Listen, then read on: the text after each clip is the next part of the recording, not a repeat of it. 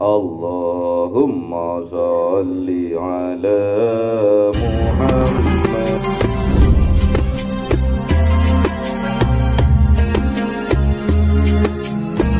Allahumma sholli ala Muhammad ya Rabbi sholli alaihi wa sallim. Allahumma sholli ala Muhammad ya Rabbi sholli wa sallim. Sallallahu rabbuna ala nuril mubin Ahmad al-Mustafa sayyidil mursalin wa ala alihi wa sahbihi ajma'in walhamdulillahi rabbil alamin. Kalamun qadimul la yumallu sama'uhu tanazzaha an qawli wa fi'li wa niyati bihi astaghfi min kulli da'i wa nuruhu dalilun liqalbi 'inda dali wa hayrati. Fa ya Rabbi matini bi sirri hurufihi wa nawwir bihi sam'i wa qalbi wa muqlati wa habli bihi fadhan wa ilma wa hikmatan wa anis bihi ya Rabbi fil qabri wa syati wa salli wa sallim kulla yawmin wa laylatin ala man bihi rahman.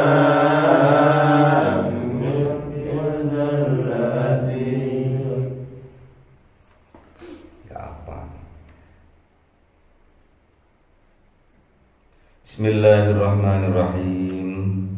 Suratul Baqarah 63. Mas. Bismillahirrahmanirrahim. Wa id akhadna mitsaqakum wa rafa'na fawqakum at-tur khudhu ma atainakum biquwwatin wadhkuru ma fihi la'allakum tattaqun. Sadaqallahul azim. Bismillahirrahmanirrahim. Tsumma tawallaitum min ba'di dzalika falawla fadlullahi 'alaikum wa rahmatuhu lakuntum minal khasirin. Sadaqallahul azim. Bismillahirrahmanirrahim. Wa laqad 'alimtumul ladzina i'tadaw minkum fis-sabti faqulna lahum kunu qiradatan khasi'in. Sadaqallahul azim. Bismillahirrahmanirrahim. Waja'alnaha nakalan lima baina yadayha wa ma khalfaha wa maw'izatan lil muttaqin. Sadaqallahul azim. Bismillahirrahmanirrahim. Wa id akhadna mitsaqakum wa rafa'na fawqakumut tur. Ini peringatan buat kita juga. Allah mengingatkan wa id akhadna, dan ketika akhadna mengambil, meminta mitsaqakum atas janji-janji mereka semua, wa rafa'na, maka kami tinggikan, kami angkat, fawqakumut tur, ke atas mereka, at-tur, gunung Tursina. Jadi ketika mengambil Allah Subhanahu wa ta'ala atas janji-janji mereka kaum Bani Israel, kaum Yahudi. Warofakna, kemudian Allah itu meninggikan atau mengangkat fauqakum, di atas mereka. Apa yang diangkat? At-Tur, gunung Tur Zina.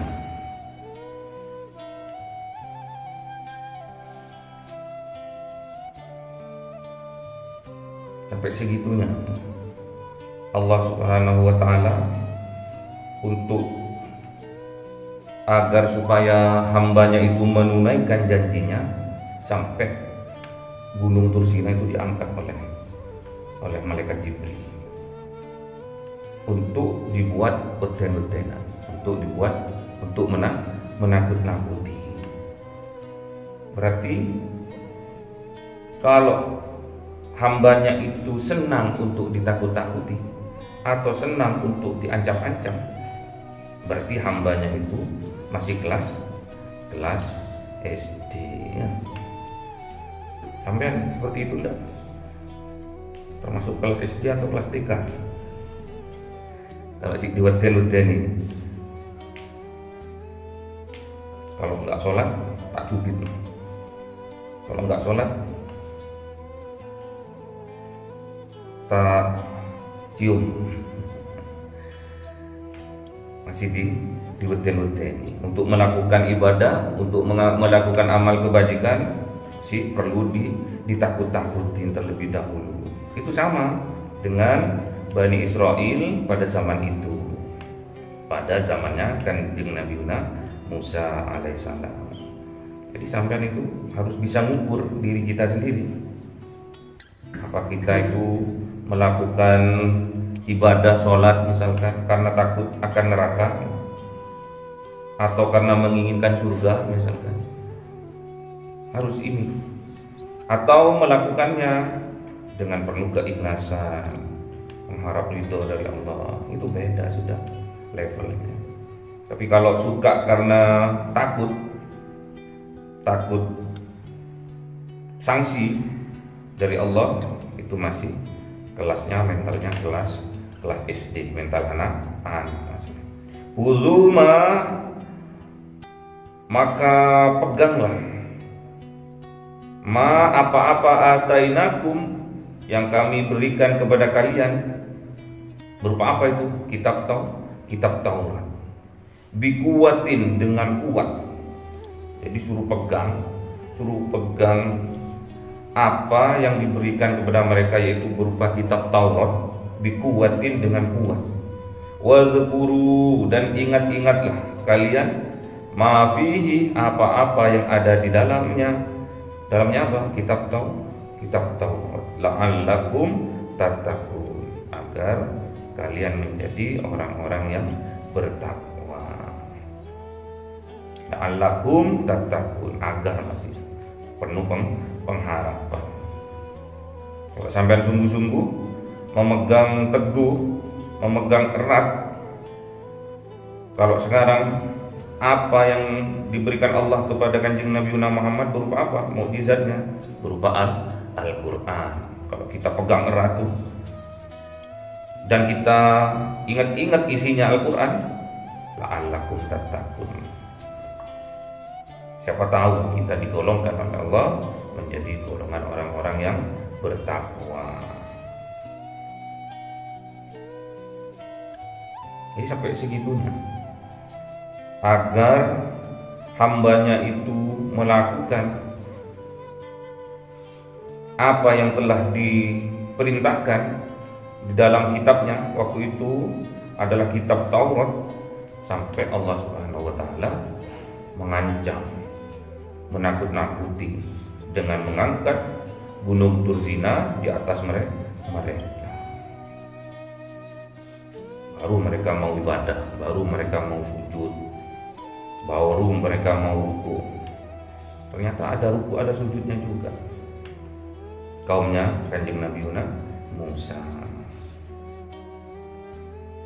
Wazkuru, maka ingat-ingatlah dan ingat-ingatlah, ma apa-apa fihi, di dalam kitab Taurat itu, Kalau sekarang dalam kitab Al-Quran itu, jadi kalau kita diperintahkan oleh Allah wadhkuru, suruh ingat-ingat apa isinya Al-Quran itu, berarti kita itu harus paham isi Al-Quran.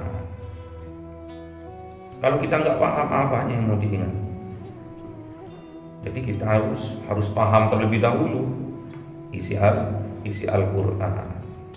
Baru setelah kita paham, baru kita mengerjakan, melakukan petunjuk yang ada di dalam Al-Quran. Kalau kita melakukan petunjuk yang ada di dalam Al-Quran, terus diperjelas lagi dengan sunnah-sunnah atau perkataan atau dawuh dari Kanjeng Nabi Muhammad, pastinya kita akan mendapatkan, akan digolongkan oleh Allah dalam golongan orang-orang yang bertakwa. Seperti apa contohnya? Puasa. Sebulan kemarin kita berpuasa, sebulan full. Ujung-ujungnya apa? La'allakum tattaqun. Supaya la'allakum tattaqun, puasanya harus paham. Syarat dan rukunnya puasa harus paham.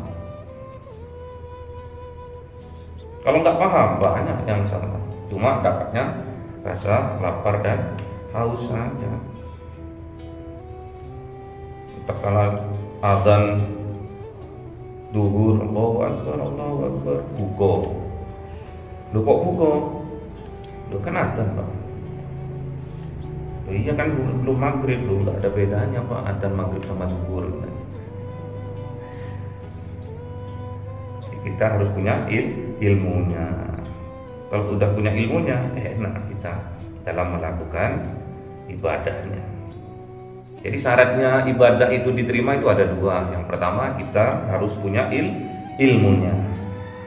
Ilmunya yang dicontohkan oleh Rasulullah Muhammad SAW. Dan yang kedua, kita harus melakukannya dengan ikhlas, penuh cinta karena Allah.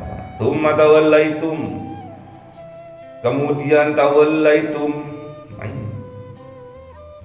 mereka mungkur, mereka berbelok, min ba'di dzalik, dari setelah kejadian itu. Jadi setelah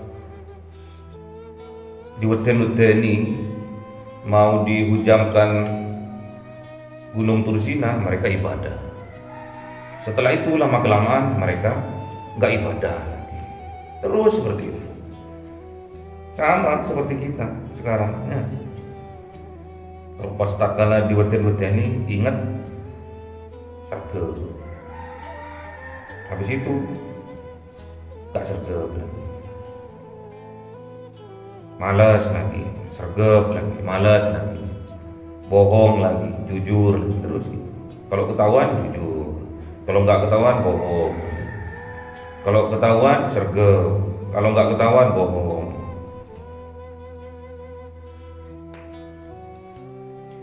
Falaula, maka seandainya tidak, karena fadlullah, karunia dari Allah alaikum atas kalian itu, atas mereka itu, wa rahmatuhu, dan rahmatnya Allah, la kuntum minal khasirin, maka kalian itu termasuk dari golongan orang-orang yang merugi. Jadi kalau kita bukan karena rahmat dari Allah, bukan karena karunia nikmat dari Allah, gak akan kita itu diberi petunjuk oleh Allah. Bukan karena kasih sayangnya Allah menghadapi hambanya yang mencelak-mencelek, gak akan kita dibiarkan. Kalau utuh kita akan dipites ya. Karena rahmat Allah inilah, maka kita dimaghfir oleh Allah di dunia ini. Karena rahmat Allah inilah, besok di yaumil qiyamah kita akan dimasukkan ke dalam surga. Harus dipegang. Mumpung kita masih dirahmati oleh Allah sekarang ini, buktinya apa? Masih kita diberi hidup oleh Allah. Itu tandanya kita masih dirahmati, masih dikasih sayangi oleh Allah, masih diberi nafas oleh Allah, masih diberi kesehatan oleh Allah. Pergunakanlah kesehatan itu, waktu itu sebaik-baiknya. Dalam hal apa? Ketaatan kepada Allah, ibadahnya yang surga. Bukti kalau kita bersyukur atas nikmat-nikmat yang Allah berikan kepada kita. Syukuri, sampai itu diberi sehat, syukuri. Itu rahmat Allah. Sampai diberi kesehatan, itu rahmat Allah. Sampai sekarang masih dipanjangkan umurnya, itu karena rahmat Allah. Sampai dilancarkan, kuliahnya dilancarkan, pekerjaannya dilancarkan, rezekinya dilancarkan, itu karena rahmat Allah. Kita juga diberi kenikmatan keimanan sehingga kita sergap dalam ibadah, itu juga rahmat Allah. Kita dibangunkan jam 1, jam 2, jam 3 untuk sholat tahajud, itu juga karena rahmat Allah. Kita termotivasi untuk sholat duha jam 7, jam setengah 7, itu juga karena rahmat Allah, bukan karena kita. Syukuri mumpung kita masih dirahmati oleh Allah.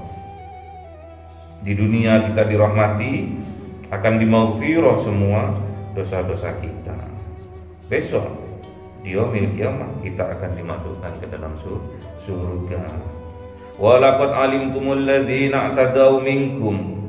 Walaqad sungguh-sungguh alimtumul ladzina, mengetahui kalian orang-orang Bani Israel, orang-orang Yahudi, alladzina, orang-orang yang i'tadaw, yang durhaka, yang melampaui batas, minkum, di antara kalian, fis sabti, di dalam hari Sabtu. Jadi dulu itu ada perjanjian, kalau mencari ikan itu jangan hari Sabtu. Ibadah full hari Sabtu itu. Tapi karena mentalnya udah mental bobrok, akhirnya melanggar 1-2 orang melaut.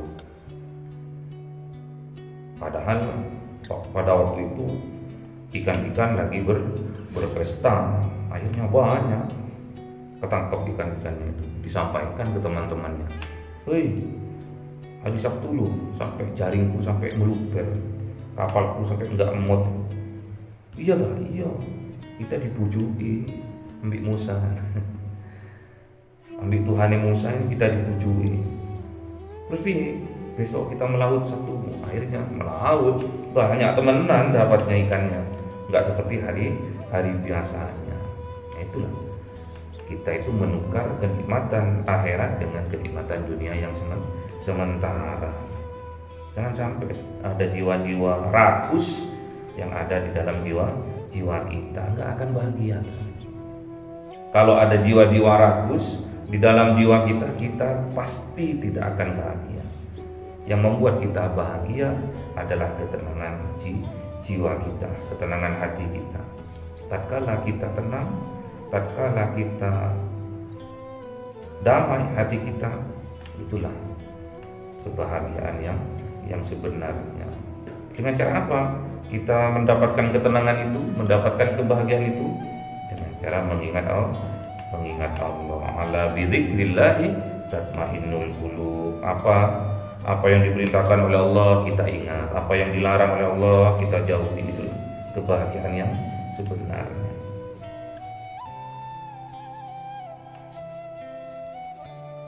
Fakulna lahum kunu qiradatan khasiin. Maka Allah berkata, Allah mengecam, Allah mengutuk lahum atas mereka itu, kunu, jadilah mereka itu qiradatan khasiin, kera-kera yang hina.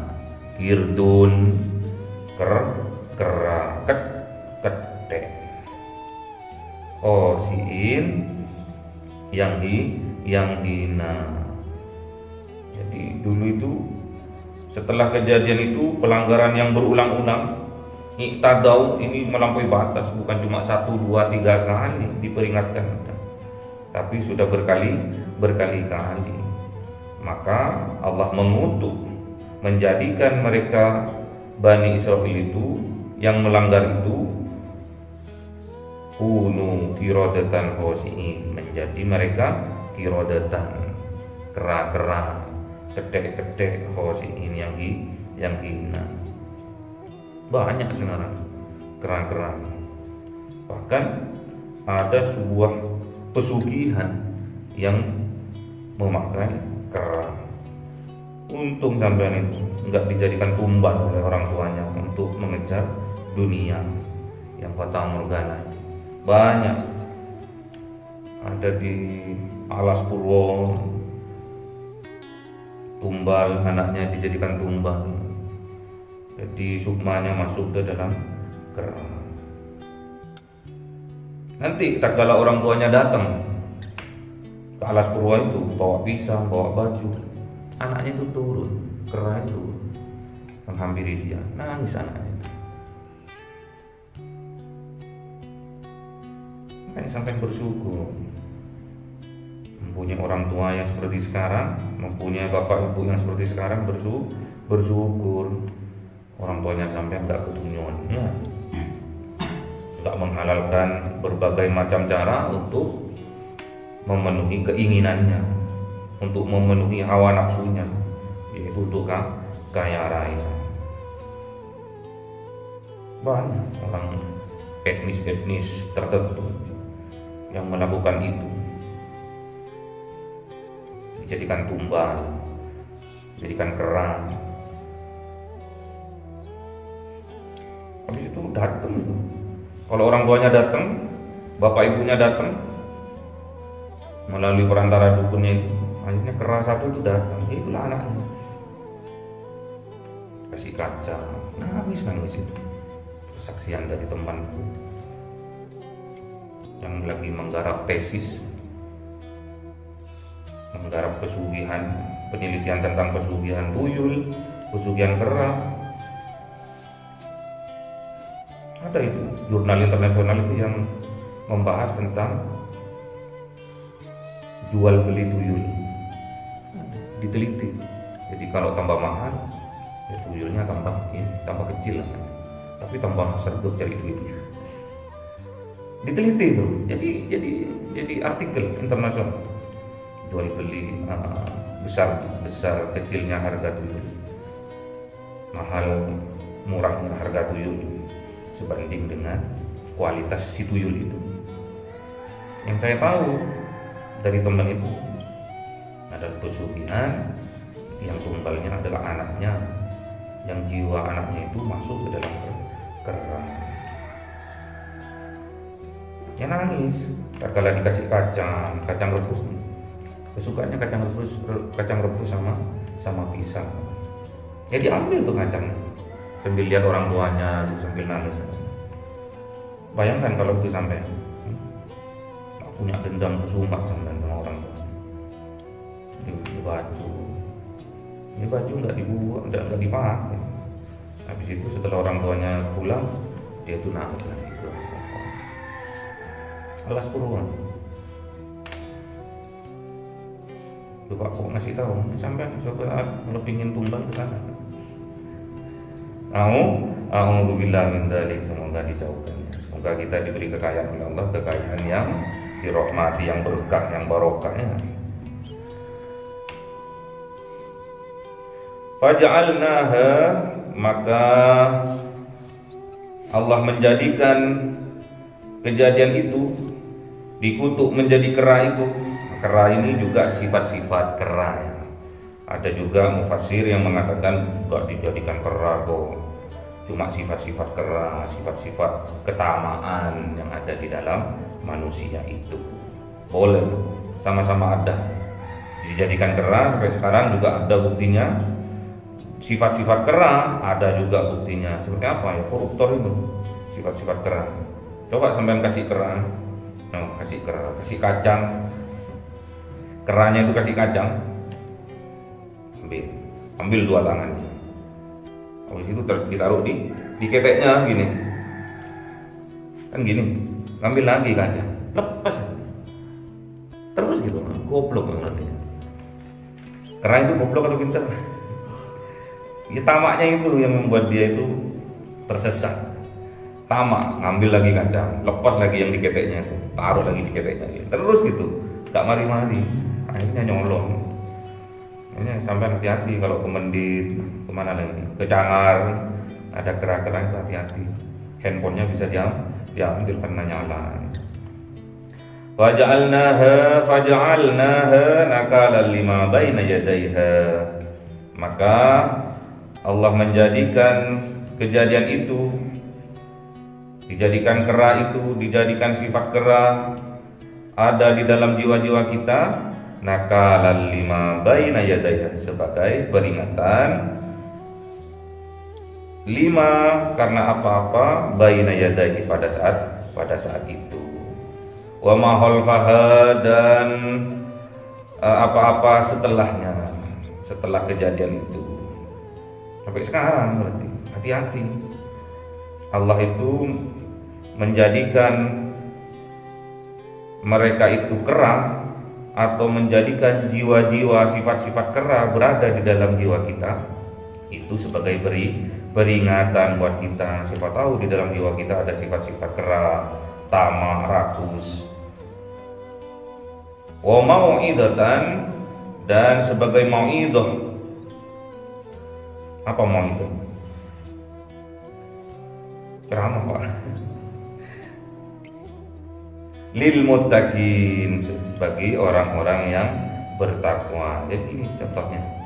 Tadi la'allakum tattaqun, sekarang lil muttaqin, sudah dimiliki oleh orang-orang muttaqin. Kejadian-kejadian yang menimpa kaum-kaum sebelumnya atau kejadian yang sekarang terjadi, itulah sebagai mau'idah, pelajaran buat kita agar kita tidak mengambilnya kalau itu hal keburukan, dibuang jauh-jauh kalau keburukan. Kalau yang baik kita ambil, kita lakukan, kita tingkatkan. Agar apa? Agar muttaqin itu menjadi kenyataan, berada di dalam jiwa kita. Apa sih contohnya? Jiwa-jiwa muttaqin itu, perbedaan antara jiwanya kera sama jiwa orang muttaqin. Alladzina orang-orang muttaqin. Ciri-ciri orang muttaqin ini